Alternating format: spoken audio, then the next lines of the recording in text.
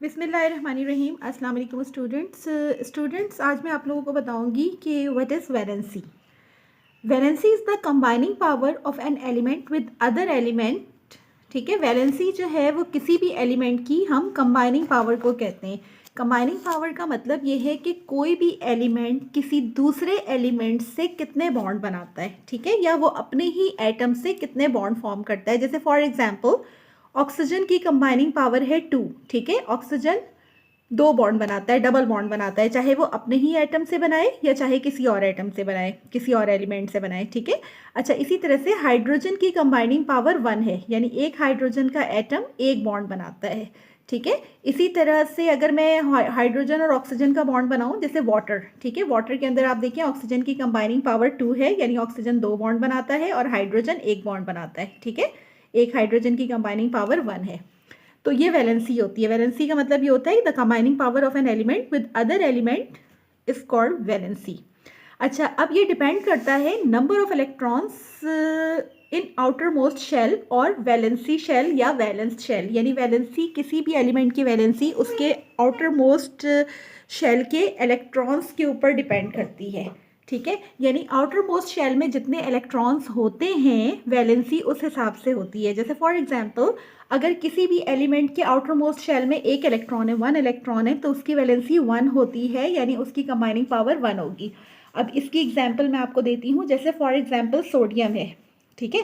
Sodium के अंदर 11 electrons होते हैं, तो अगर मैं इसकी इलेक्ट्रॉनिक कॉन्फ़िगरेशन लिखूँ तो K2 L8 और M1, यानी इसके आउटर मोस्ट शेल में 1 इलेक्ट्रॉन है, तो ये इसकी कंबाइनिंग पावर 1 होती है। या अगर मैं हाइड्रोजन की ही बात करूं तो हाइड्रोजन के अंदर एक ही इलेक्ट्रॉन होता है, ठीक है, K1, तो इसलिए हाइड्रोजन की कंबाइनिंग पावर 1 है। अच्छा, अब एटम, ये सोडियम क्या करता है कि ये अपना इलेक्ट्रॉन या आउटर मोस्ट शेल का इलेक्ट्रॉन लूज कर देता है, ठीक है, यानी ये अपना इलेक्ट्रॉन किसी और को दे देता है, क्योंकि कोई भी एलिमेंट ये चाहेगा कि उसके आउटर मोस्ट शेल में 8 इलेक्ट्रॉन्स हो।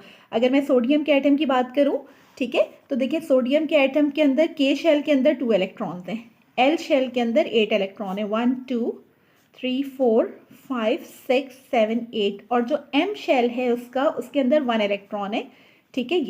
ये सोडियम का एटम एटॉमिक स्ट्रक्चर है। अच्छा, अब मैं ये क्या करेगा कि अपना ये इलेक्ट्रॉन लूज कर देगा, ठीक है, तो इसलिए सोडियम की वैलेंसी होती है 1। ये K2 हो गए, ये L8 हो गए, और अब M इसके पास नहीं है, M में से इलेक्ट्रॉन निकल गए, ठीक है, तो ये Na पॉजिटिव, यानी एक पॉजिटिव चार्ज है और ये इलेक्ट्रॉन इसका लूज हो गया, ठीक है। ये सोडियम का एटम था और ये सोडियम आयन है, तो इसलिए सोडियम की वैलेंसी 1 होती है।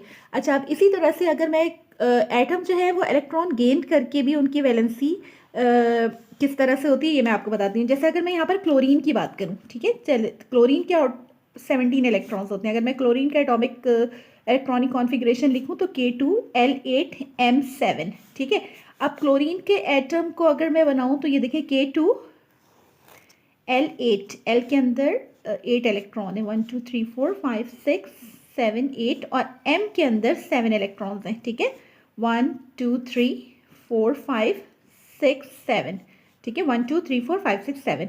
अब इसको एक इलेक्ट्रॉन चाहिए, यानी ये किसी भी एलिमेंट से इलेक्ट्रॉन गेन कर ले तो इसके आउटर मोस्ट शेल में 7 इलेक्ट्रॉन्स हो सकते हैं, ठीक है। तो ये इस तरह से अगर सोडियम अपना इलेक्ट्रॉन इसको दे दे तो ये इलेक्ट्रॉन यहाँ आ जाएगा, ठीक है, तो इसने एक इलेक्ट्रॉन लिया है, तो सोडियम की वैलेंसी भी 1 है, ठीक है। अब ये बन गया क्लोराइड आयन, सही है, क्योंकि एक एक्स्ट्रा इलेक्ट्रॉन आ गया, इसके अंदर 17 प्रोटॉन है लेकिन 18 इलेक्ट्रॉन्स है। अच्छा, अब वैलेंसी, एटम जो है वो शेयर करके भी इलेक्ट्रॉन्स जो हैं वो अपनी वैलेंसी बनाते हैं। जैसे फॉर एग्जांपल अगर मैं हाइड्रोजन की बात करूं तो हाइड्रोजन के एक ही इलेक्ट्रॉन है, ठीक है, तो ये क्या करता है, किसी दूसरे हाइड्रोजन से शेयर कर सकता है, ठीक है। ये दोनों, क्योंकि के में ज़्यादा से ज़्यादा 2 इलेक्ट्रॉन होते हैं, तो ये दोनों हाइड्रोजन इन्होंने एक एक इलेक्ट्रॉन शेयर कर लिया, तो इनकी वैलेंसी हो गई 1, क्योंकि एक इलेक्ट्रॉन इसका, एक इलेक्ट्रॉन इस दूसरे हाइड्रोजन का, तो इसकी वैलेंसी 1 हो गई।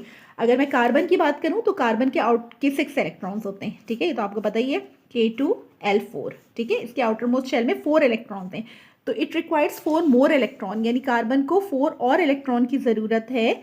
ये देखें, अगर मैं इसके आउटर मोस्ट शेल के इलेक्ट्रॉन बनाऊँ तो 1 2 3 4 और ये इनर शेल के 2 इलेक्ट्रॉन्स हैं। अब ये क्या करेगा कि अगर फॉर एग्जांपल अगर हाइड्रोजन के साथ बॉन्ड बना रहा है तो एक हाइड्रोजन के पास एक इलेक्ट्रॉन है, ये हाइड्रोजन का इलेक्ट्रॉन, ये दूसरे हाइड्रोजन का, ये तीसरे थर्ड हाइड्रोजन और ये 4 हाइड्रोजन। ठीक है, तो एक कार्बन ने 4 बॉन्ड बनाए, 4 बॉन्ड फॉर्म किए, और हाइड्रोजन ने एक ही बॉन्ड बनाया। ठीक है, तो इस तरह से कार्बन की वैलेंसी कितनी हो गई, 1 2 3 4, यानी कार्बन की कंबाइनिंग पावर 4 है।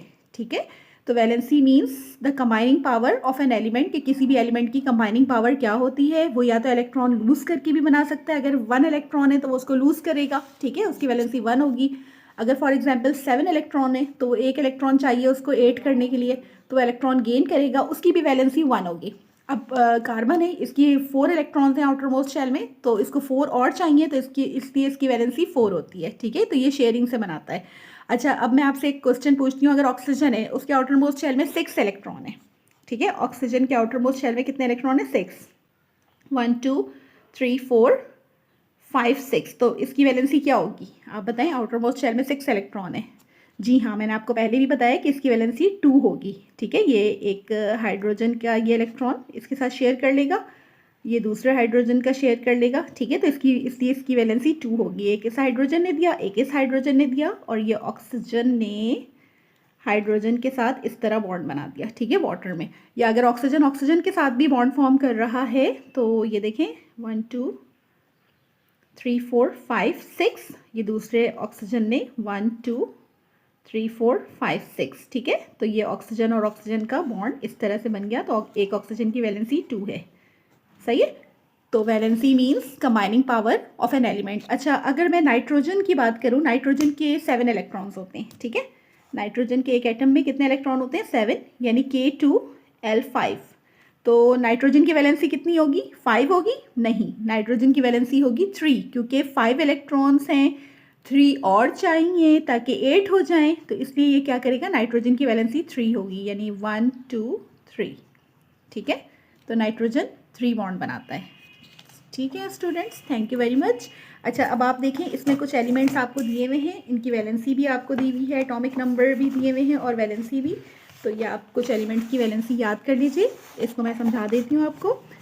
वैलेंसी की definition, the combining power of an element with other element is called valency, यानी किसी भी एलिमेंट की जो कंबाइनिंग पावर होती है, वो कितने बॉन्ड बना सकता है, कितने आइटम के साथ कंबाइन कर सकता है, वो उसकी वैलेंसी होती है। The valency depends upon the number of electrons in the outer most shell, यानी वैलेंसी किस पर डिपेंड करती है, उनके आउटर मोस्ट शेल के नंबर ऑफ इलेक्ट्रॉन्स के। देखिए, इनर मोस्ट शेल में जितने भी इलेक्ट्रॉन हो, क्योंकि वो बॉन्ड फॉर्मेशन में पार्टिसिपेट नहीं करते, तो इसलिए उनकी वैलेंसी वो कोर इलेक्ट्रॉन कहलाते हैं, CORE, कोर इलेक्ट्रॉन्स। ठीक है, जो इनर शेल के इलेक्ट्रॉन्स होते हैं, और जो आउटर मोस्ट शेल के इलेक्ट्रॉन्स होते हैं उनको हम कहते हैं वैलेंस इलेक्ट्रॉन या वैलेंसी इलेक्ट्रॉन्स।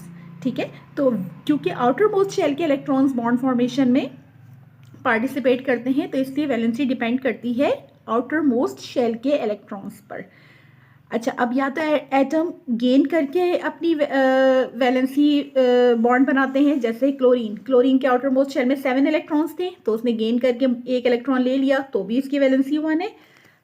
या तो इलेक्ट्रॉन लूज करके अपनी वैलेंसी होती है, जैसे सोडियम के आउटर मोस्ट शेल में 1 इलेक्ट्रॉन था, तो इसने क्या किया, उसको लूज कर दिया, तो आउटर मोस्ट शेल के इलेक्ट्रॉन इसके 8 हो गए।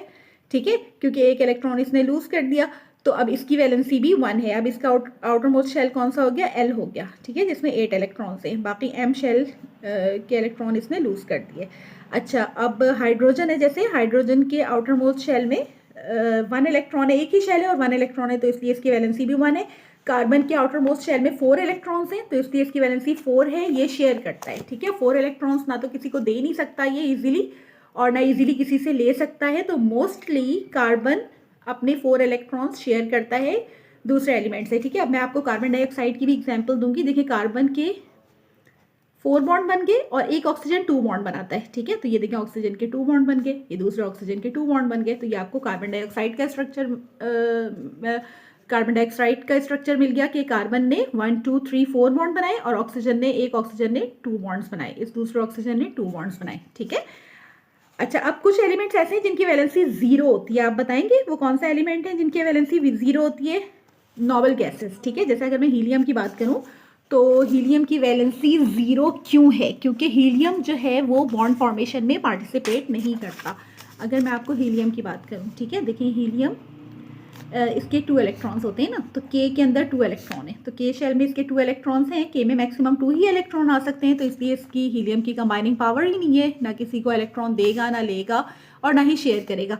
इसी तरह से अगर मैं सेकेंड नोबल गैस की बात करूँ, नियॉन, ठीक है, नियॉन के आपको एटॉमिक नंबर पता है क्या होते हैं? नियॉन का एटॉमिक नंबर होता है 10, ठीक है, तो K2L8, तो इसके आउटर मोस्ट शेल में 8 इलेक्ट्रॉन्स हैं, यानी कि L की रिक्वायरमेंट भी 8 होती है, तो इसलिए देखिए इसको ना तो किसी भी इलेक्ट्रॉन की नीड नहीं है, इसके सारे ऑर्बिट्स जो हैं वो कंप्लीट हैं, ऑर्बिटल्स इसके कंप्लीट हैं, तो इसलिए इनकी वैलेंसी होती है 0, ठीक है, ये किसी से के साथ कंबाइन नहीं करते, ठीक है। इसी तरह से नोबल गैस में आर्गॉन है, उसके 18 इलेक्ट्रॉन्स होते हैं, इसकी भी देखें K2L8M8, आउटर मोस्ट शेल में 8 इलेक्ट्रॉन्स हैं, तो इसलिए इसकी वैलेंसी भी 0 होती है। तो स्टूडेंट्स आप ये एलिमेंट्स हैं, इनके एटॉमिक नंबर और वैलेंसी आप इस मेंशन है यहाँ पर।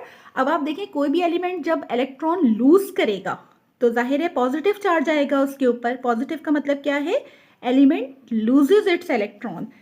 जैसे मैंने आपको सोडियम का बताया था, अब देखिए सोडियम ने अपना इलेक्ट्रॉन लूज किया है ना, यहाँ पर तो सोडियम एटम है, ठीक है, इसके अंदर 11 प्रोटॉन भी हैं और 11 इलेक्ट्रॉन भी हैं, तो इसलिए ये न्यूट्रल है। लेकिन जैसे ही सोडियम अपना outer most shell electron loose करता है तो इसके अंदर 11 प्रोटॉन है, पॉजिटिव चार्ज 11 है लेकिन 10 इलेक्ट्रॉन है, यानी 11 प्रोटॉन और 10 इलेक्ट्रॉन, तो एक प्लस साइन जो है वो सफिशेंट है, ज़्यादा है, तो इसलिए इसकी वैलेंसी, इसलिए इस पर पॉजिटिव चार्ज है, ठीक है। अब क्लोरीन जो है इसके आउटर मोस्ट शेल में 7 इलेक्ट्रॉन्स थे और इसके अंदर इसका एटॉमिक नंबर 17 है, यानी नंबर ऑफ प्रोटॉन 17 है प्लस चार्ज, और नंबर ऑफ इलेक्ट्रॉन इस भी 17 है क्लोरीन एटम में। लेकिन जैसे ही सोडियम से अपना सोडियम से इलेक्ट्रॉन ये गेन करेगा तो इसके अंदर नंबर ऑफ इलेक्ट्रॉन्स 18 हो जाएंगे, ठीक है, और नंबर ऑफ प्रोटॉन है इसके 17, यानी 17 प्रोटॉन विथ 18 इलेक्ट्रॉन, तो ये आयन बन जाएगा chloride ion with negative charge, क्योंकि एक इलेक्ट्रॉन इसके पास एक्स्ट्रा आ गया है तो इसलिए इसके ऊपर नेगेटिव चार्ज होगा, ठीक है। तो अब स्टूडेंट्स आप ये इसको अच्छी तरह से देख लीजिए। Thank you very much. अल्लाह हाफिज़।